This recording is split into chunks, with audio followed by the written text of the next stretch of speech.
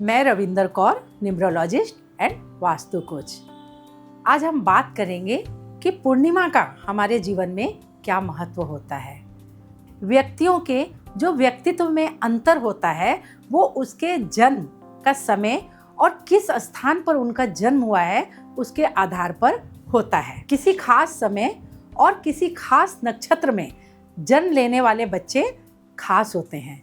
हिंदू धर्म में पूर्णिमा का बहुत ही महत्व माना जाता है। पूर्णिमा वर्ष में 12 आती हैं, लेकिन उनमें कुछ पूर्णिमा का महत्व बहुत ही ज़्यादा होता है।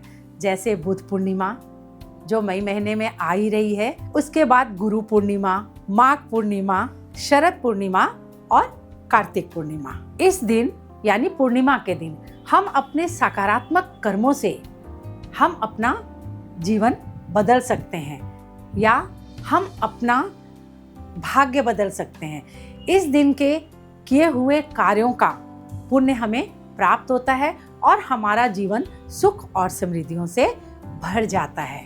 कहा जाता है कि पूर्णिमा के दिन चांद पूरे रूप में अपनी पूरी ऊर्जा लिए हुए होता है, तो इस दिन आप कुछ पूजा पाठ या कुछ सकारात्मक टोटके करके अपने जीवन को सकारात्मक बना सकते हैं। इस दिन जिन बच्चों का जन्म होता है वो खास होते हैं। क्यों? क्योंकि उस दिन चंद्रमा अपनी पूरी रोशनी लिए होता है और चंद्रमा का प्रभाव किस पे पड़ता है? इन बच्चों के मस्तिष्क पर।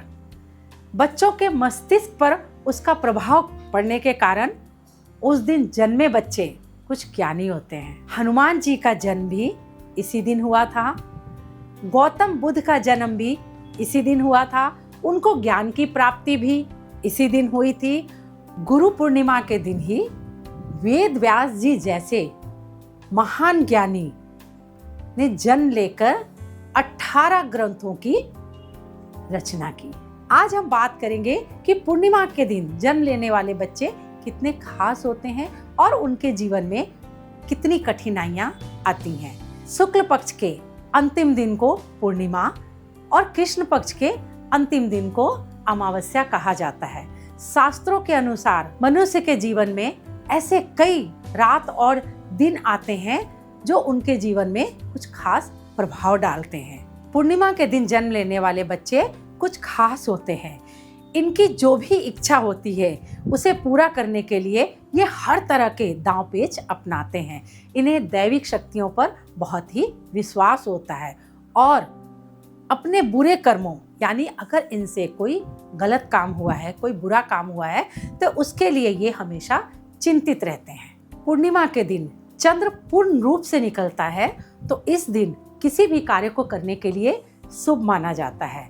वो अपने जीवन में उच्च पद हासिल करते हैं। उन्हें खूबसूरत दिखना, अच्छे कपड़े पहनना और हमेशा अपने आप को संवार कर रखना बहुत ही अच्छा लगता है। उनके पास धन संपदा बहुत होती है, लेकिन उन्हें संभालना नहीं आता है और वे अपने जीवन में बहुत ही कुछ हासिल करते हैं। उनके पास किसी चीज की कमी नहीं होती है। इस वर्ष यानी 2025 में वैशाख मई के महीने में 12 तारीख को बुध पूर्णिमा मनाई जाएगी।